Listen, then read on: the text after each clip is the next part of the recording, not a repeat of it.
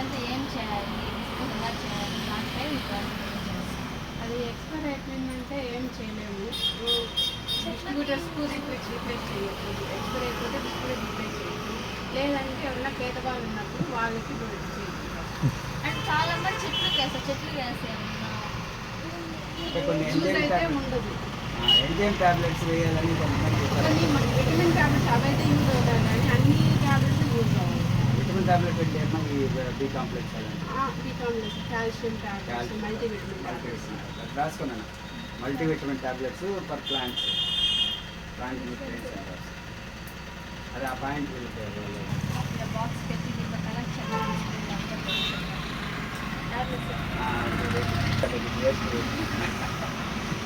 దీని దగ్గర పెద్ద దగ్గర వేపిస్తారు. సో ఇలాంటి టాబ్లెట్స్ మనము ఎలా ఇవ్వగలుగుతామంటే ఇలా ఇవ్వలేము, పడేయాల్సిందే.